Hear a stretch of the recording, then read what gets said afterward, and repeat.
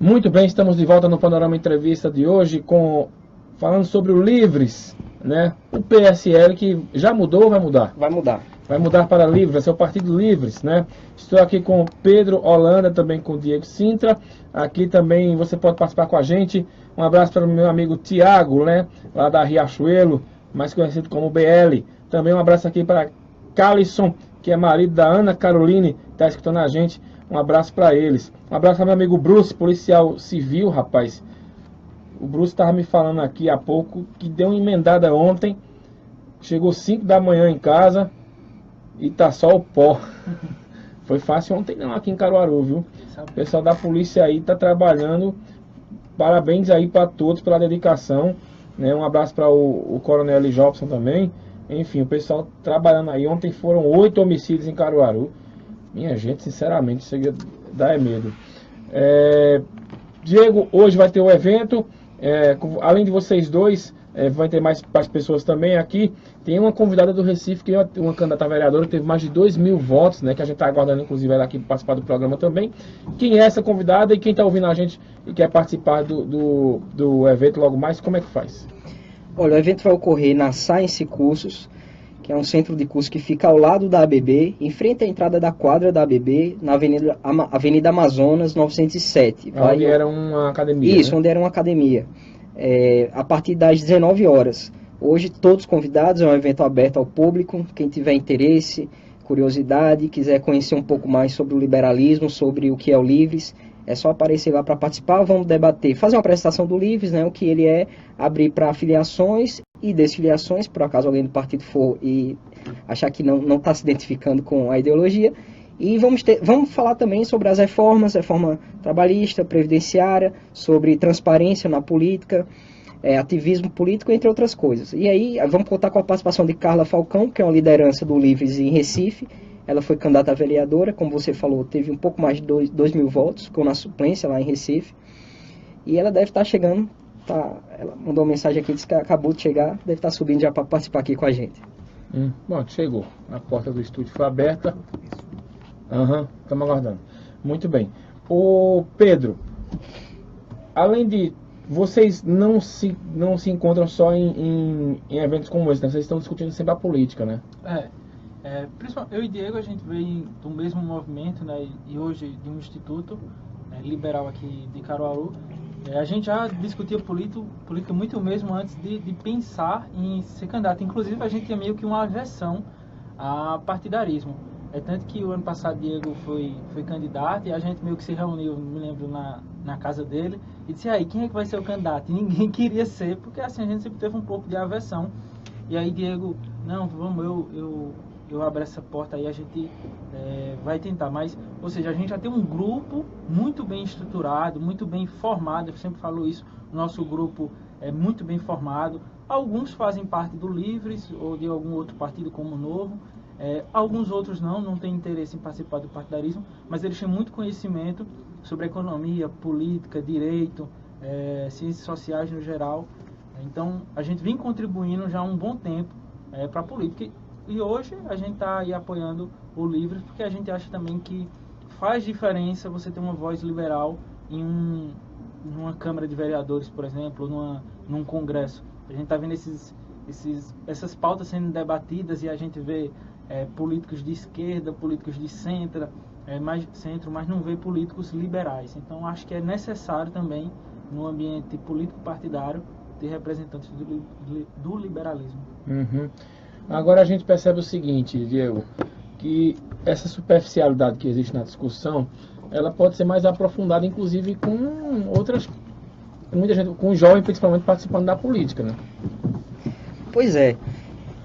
Eu fico muito preocupado com esse discurso dos jovens e de adultos também que condenam a política como um todo. Né? Não tem nenhum político que preste, é tudo bandido. Vamos lavar as mãos. Bom, é justamente desse lavar de mãos que nós chegamos na situação que chegamos. Não tem outra saída a não ser pela política. A saída fora da política é a barbárie, a violência, a lei do mais forte. Então, A saída é participar da política. A saída para a crise política no Brasil é mais política e não menos política. Por isso é importante a participação de jovens, de adultos, se informar mais sobre quem você está votando, acompanhar o político que você ajudou a eleger, ou cobrar dele, acompanhar se ele está cumprindo com as propostas, se ele tem um mínimo de coerência ideológica, né, com o partido que ele está, com as propostas que ele apresenta, que ele vota. Isso é muito importante. Não existe outra saída num Estado democrático que não seja através da política. Então, para renovar a política, é preciso participar dela. É isso que a gente procura fazer. Deixa eu dar uma boa tarde aqui a Carla Falcão, que chegou aqui. Ela que faz parte aí do Livros também. Carla, boa tarde, bem-vinda aqui ao nosso programa. Boa tarde, obrigada pelo convite. E é uma honra estar aqui em Caruaru, que, sem sombra de dúvidas, é uma cidade que é referência em todo o estado de Pernambuco, mas principalmente aqui no Agreste, que forma grandes intelectuais e grandes políticos também. O que levou você a ser uma jovem liberal? Eu acredito que as pessoas são capazes de transformar o lugar onde elas vivem. E que, infelizmente, a gente vive em um país onde as pessoas criam vínculos de dependência com o Estado e pedem cada vez mais para que essa máquina estatal aumente. E eu vi de perto, dentro da minha casa, um trabalhador ser vítima do Estado. Meu irmão, lá em Recife, ele era motorista de Kombi. E para proteger o interesse dos empresários do ramo viário lá em Recife, a prefeitura proibiu esse tipo de trabalho, alegando que não havia regulamentação. Existia uma demanda, existia gente querendo ofertar, e ainda assim esses trabalhadores, que foi o caso do meu irmão, foi vítima desse Estado. Então eu me perguntei por quê, né? Esse foi um dos primeiros caminhos que me levou a pensar na liberdade na economia, liberdade para as pessoas poderem trabalhar. Mas também eu vi de perto colegas sofrendo diferentes tipos de discriminação.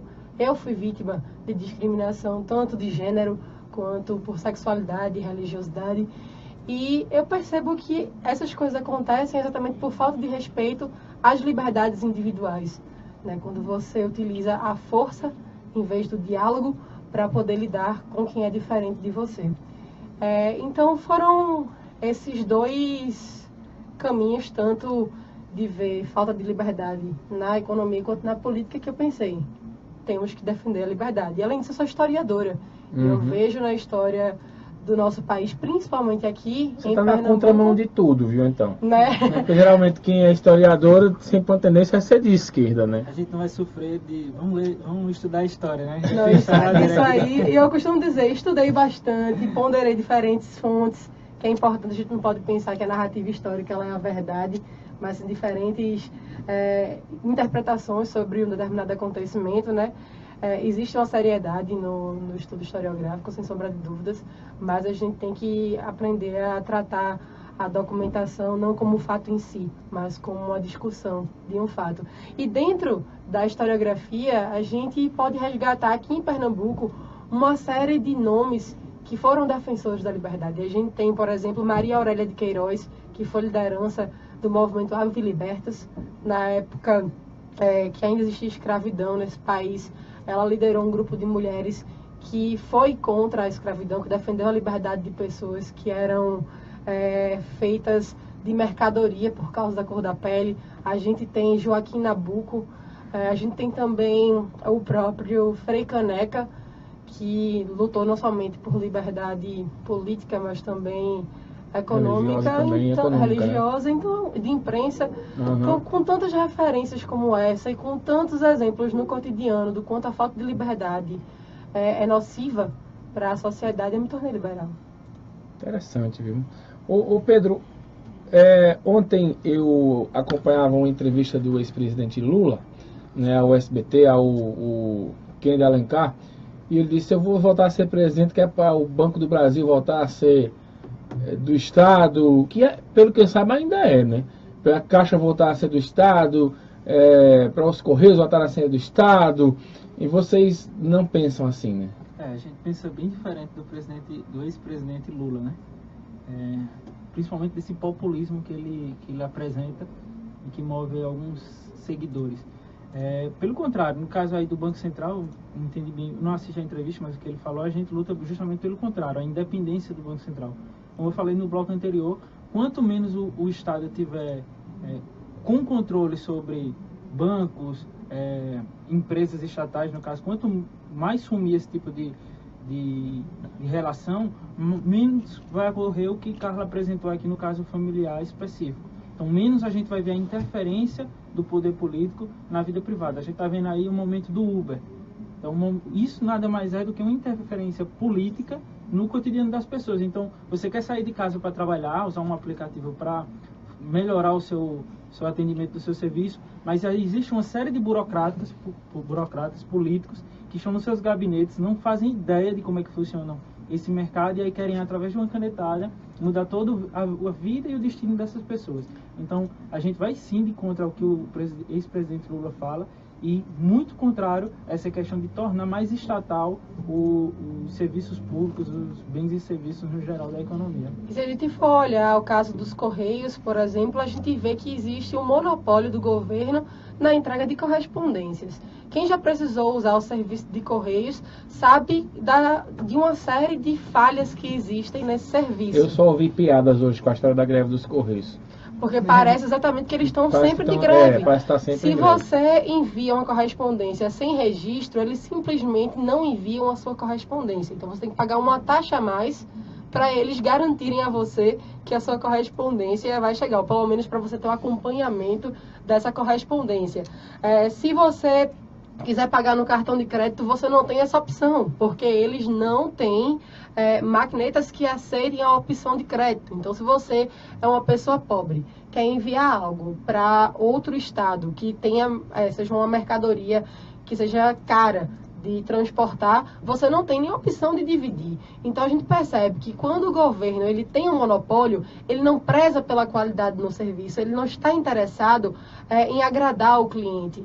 Então, por isso que a gente vê que o serviço de Correios, assim como vários outros, funciona precariamente. Não sei se você sabe, mas lá no Acre existe uma fábrica estatal de preservativos. Só que se qualquer pessoa em casa, eu desafio, pega aquelas camisinhas roxas que são entregues nos postos de saúde, nenhuma delas é feita na fábrica do governo. O governo distribui algo, ele produz algo, mas ele não distribui, porque o que ele produz é mais caro do que o que ele compra. E esse que a gente usa, que a gente recebe nos postos, vem da Índia. Então a gente vê, existe um dinamismo no mercado que o governo tenta controlar, mas é simplesmente impossível esse controle resultar em algo positivo para as pessoas. Uhum. Porque as pessoas são criativas, elas entendem as demandas que elas têm. Então, a partir dessa compreensão de demanda, elas também começam a ofertar. O governo, a partir do momento que ele tenta centralizar, ele se coloca na concepção na posição do agente que entende tudo, sabe de tudo e vai fazer tudo. E o que a gente vê é um resultado catastrófico. Ele cobra para fazer muito e não entrega quase nada. Olha, tem umas mensagens aqui, eu dei um vacilo aqui, chegou um monte de mensagem, eu não tinha visto. Então vamos tentar responder aqui, viu? Eu acho que é para Chágoras Martins. Se a pronúncia não for essa, me corrija, viu, amigo? Ele é advogado trabalhista, viu, Diego? É para você essa. Boa tarde a todos. O discurso do Diego lembra bastante o discurso dos militares na ocasião do AI-5. Ele fala do começo do programa, quando eu perguntei sobre as manifestações de amanhã. Só faltou chamar os manifestantes subversivos comunistas. Outra coisa, falar que a Seguridade Social é deficitária é uma inverdade, pois acoplando COFINS e outras contribuições sociais que fazem parte do sistema da Seguridade, é irrefutável que a mesma possui superávit.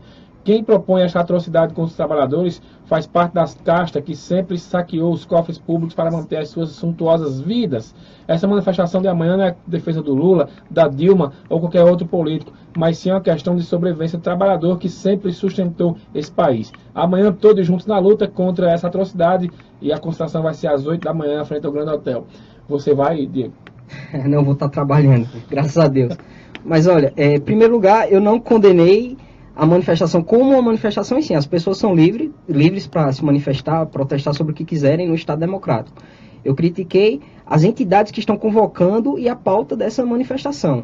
A gente sabe, é uma pauta de esquerda, é uma pauta que quer colocar também a defesa do presidente Lula, quer criticar a Lava Jato, entre outras coisas. Ao amigo, eu também sou advogado trabalhista, advogo há 7 anos na Justiça do Trabalho, e ele deve saber, olha, eu não falei que a seguridade é deficitária, a seguridade realmente ela é superavitária, mas a seguridade, como o colega sabe, ela envolve a assistência, a previdência e a saúde. Então a gente não pode analisar a previdência em conjunto com todas essas, a gente tem que analisar a previdência como um sistema só.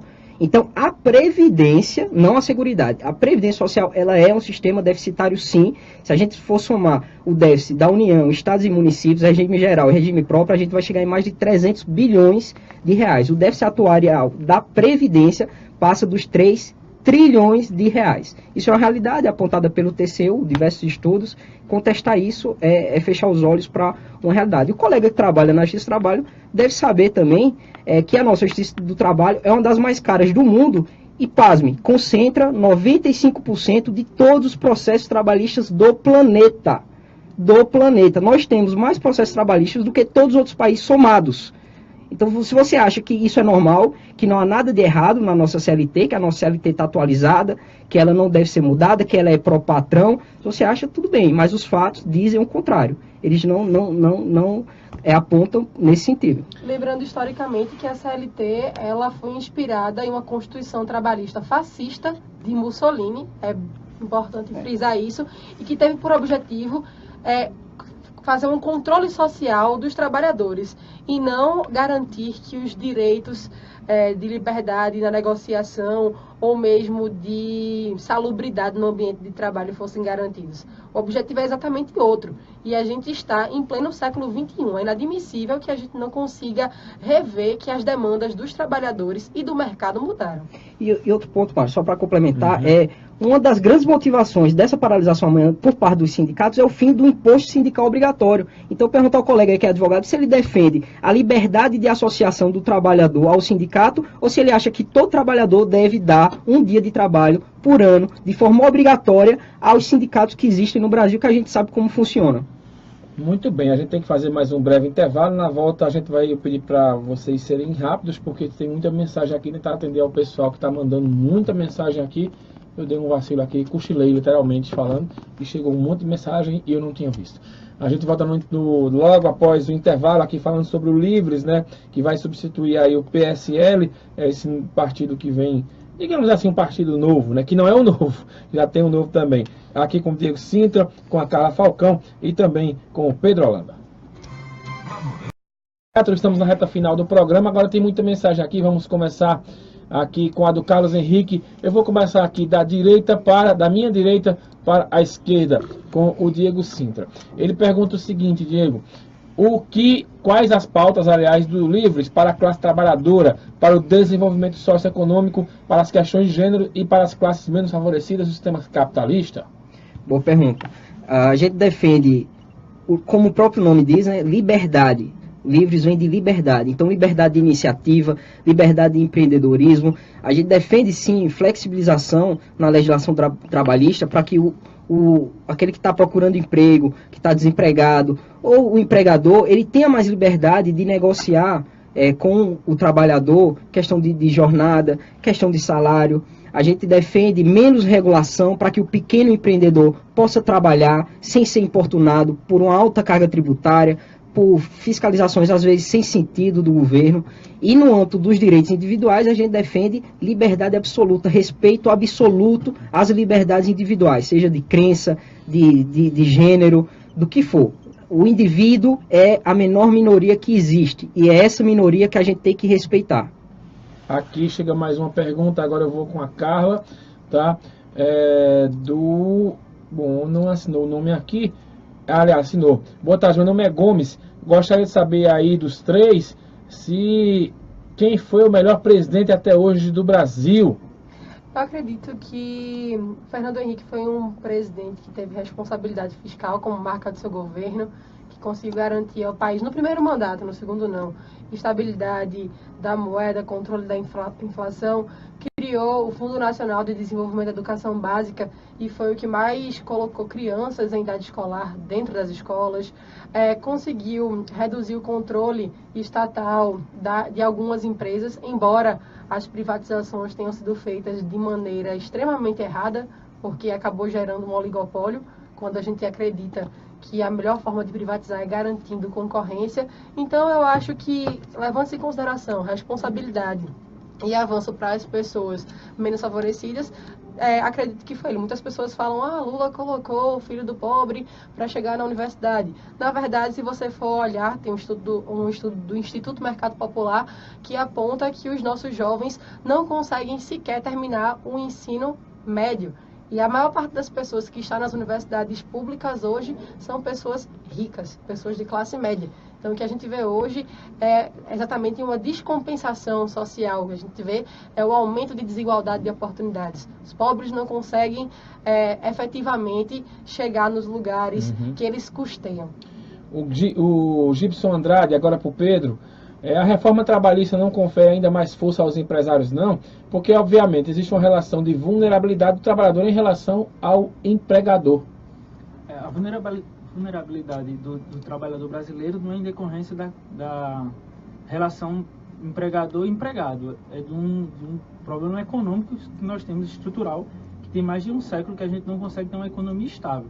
Então, o trabalhador sofre disso. Não sofre porque o patrão não quer que ele trabalhe. O empregador não contrata ele porque ele tem dificuldades para empregar. Como o Diego falou aqui, nós temos uma burocracia para contratação. Vou chutar aqui, Diego, se quiser me corrige, mas se eu não me engano, um profissional carteira assinada, ele paga quase que 60% a mais, o empregador paga de impostos. Então, lógico que isso vai dificultar para o empregador empregar mais gente. Então, a flexibilidade é necessária. Essa discussão de que o empregado vai sair prejudicado de uma relação com o empregador. Isso não é muito bem verdade. Se a gente pegar países mais desenvolvidos, em que há uma relação flexível, há uma grande demanda de profissionais, até saindo de alguns países. Você pega, por exemplo, tem mais gente saindo do México para ir trabalhar nos Estados Unidos, que tem um regime trabalhista flexível, do que saindo dos Estados Unidos para Cuba. A não ser que seja um louco, né, que vai sair dos Estados Unidos para Cuba. Mas saindo de Cuba... Ou mesmo para o México. Ou para o México. Mas saindo de Cuba e do México para os Estados Unidos tem muito. Então, ou essas pessoas são burras de estar indo para uma negociação em que elas vão perder, ou, na verdade, esse discurso de que o trabalhador é prejudicado em flexibilização trabalhista é um grande discurso populista. Apenas para... Esse discurso populista serve muito para sindicalista, justamente nessas leis que você cria uma obrigação do trabalhador pagar um imposto para o sindicalista. Então, você tem um sindicalista que se beneficia bastante desse discurso, e para políticos que saem desses movimentos e aí conseguem fazer uma carreira. Porque se eu tomo para mim que eu sou o defensor dos trabalhadores e o resto está contra os trabalhadores, é claro que os trabalhadores vão votar em mim. Então, você cria uma virtude que só você tem. E aí você ganha uma grande massa de votos. Então, na verdade, esse discursinho é só para enganar as pessoas, mas graças a Deus as pessoas estão muito, já tomaram vacina desse tipo de discurso, graças a Deus. Agora voltando aqui com a Carla de novo, boa tarde. Na minha opinião, mudam os nomes dos partidos, mas não mudam os corruptos. E tem outra frase aqui, né, do Roger, eu acho, não sei, enfim. Boa tarde a todos. O PSL e mais 27 partidos foram citados na Lava Jato. Temos 35 partidos registrados no TSE. Qual a ideologia do Livres? Primeiramente, o PSL não foi citado na Lava Jato. O PSL é um partido novo, né? Não, o PSL existe há 18 anos, mas era basicamente uma legenda. Disputava eleição e não fazia mais nada. O PSL era o Luciano Bivar, né? Exatamente, mas a partir do Livres, que é essa tendência de renovação, a gente quer fazer com que o PSL seja um partido com ideologia definida e com ações que sejam coerentes com a ideologia que a gente defende. E quais são essas ideologias? Liberdade, participação e transparência. Inclusive, como falaram, existe corrupção em todos os partidos. E realmente existe, mas porque existem pessoas corruptas que são aceitas pelo partido. E a partir do Livres, a gente quer fazer exatamente o enfrentamento à corrupção dentro da estrutura partidária, e por isso, no próximo mês, a gente vai estar lançando a plataforma online, onde todos os filiados vão poder participar ativamente da construção do partido. E nessa plataforma, eles vão decidir como os deputados devem se portar diante das votações, e também como os recursos de campanha devem ser alocados, quais são as pautas prioritárias. A gente está mudando essa lógica de que uma liderança diz como todos devem se portar. Não, para a gente é a base que constrói o partido. Olha, o professor Carlão Costa diz boa tarde a todos, parabéns pelo tema. Especialmente a Carla Falcão, que deu exemplo aí da fábrica de preservativos, mostrando claramente como funciona o governo, como funciona o Estado. Está mandando aqui a mensagem. Obrigada. O Neidson Moura diz o seguinte: absurdo. A Justiça do Trabalho, eu acho que ele fala agora com relação àquilo que você colocou, Diego, tem essa quantidade de processos porque as empresas não cumprem o que a CLT determina. A reforma trabalhista ajudará única e exclusivamente as empresas, reduzindo os direitos adquiridos dos trabalhadores. É a mensagem aqui do Neidson Moura. Não é verdade, Neidson. A reforma trabalhista, ela visa ajudar principalmente o trabalhador através da facilitação da geração de novos empregos. É isso que o trabalhador tem que estar preocupado. Olha, quem advoga na Justiça do Trabalho, ou quem já teve carteira assinada, sabe que é comum aquele acordo, quando o trabalhador vai sair da empresa, diz, olha, faz uma demissão aí para eu poder sacar meu FGTS, para eu poder receber o seguro-desemprego, devolva a multa. Isso é muito comum. Então, a proposta, inclusive, vem permitir essa negociação. A partir de agora, caso seja aprovada no Senado, o empregador vai poder pagar 50% das multas e liberar o FGTS, 80% do FGTS para o trabalhador, mesmo que ele peça demissão. Então, a meu ver, isso é um benefício para o trabalhador, não para a empresa. Isso é um benefício para o trabalhador. Então, a meu ver, a mudança vai beneficiar, sim, os trabalhadores, vai facilitar a criação de empregos e vai beneficiar principalmente os mais pobres, que têm dificuldade em conseguir empregos, e também ajudar a aumentar a produtividade no país, né? Reduzir o custo da produtividade e aumentar a competitividade do Brasil no mercado global. Olha, meu amigo Anderson, né, que é assessor lá do vice-prefeito Rodrigo Pinheiro, manda mensagem aqui, parabenizando pelo programa. Mandando um abraço para vocês aqui. Um abraço. Valeu, Anderson. Um abraço para você também. Um abraço, Anderson. Aqui o Robson diz o seguinte: os empresários defendem o Estado mínimo, mas para o povo é máximo, o máximo para eles, eu acho que é isso. Vejam aí as empresas da Lava Jato, que dependiam totalmente do Estado. O Robson. Carla, você acredita se quando houve uma conversa lá atrás, quando o Fernando Henrique era presidente, em privatizar a Petrobras, se fosse privatizado naquele tempo, tinha tido essa corrupção toda na Petrobras, ou seria diferente? Muitas pessoas não sabem, seria igual, aliás. Mas foi Fernando Henrique que estatizou todo o petróleo do Brasil. Ele tentou privatizar a empresa que exploraria o petróleo, mas não o recurso mineral. O recurso permaneceria sendo da União.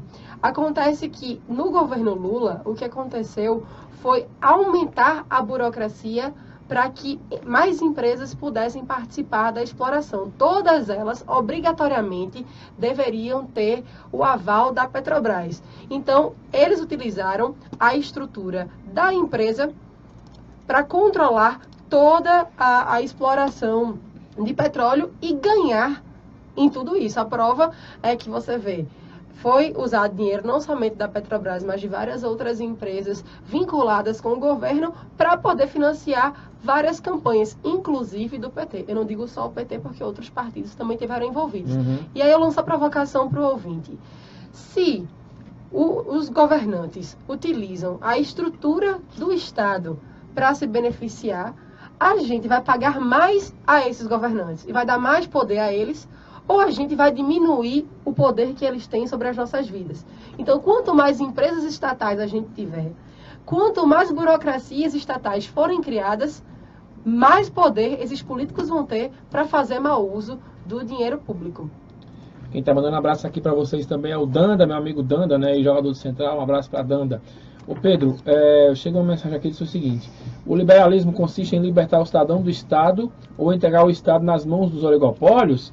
Falem sobre a quebra da Bolsa de Nova York de 29 e sobre a grande crise de 2008, com a bolha do sistema financeiro norte-americano. Vamos parar para ver essa questão da crise de 29. Eu, como historiadora, acho que a gente tem uma necessidade de revisionismo histórico.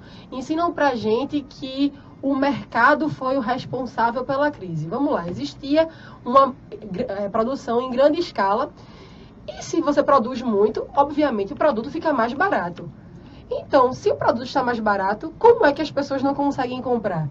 Esse é o X da questão. Para Milton Friedman, que é um economista da Escola de Chicago, inclusive foi prêmio Nobel, existiu um problema monetarista.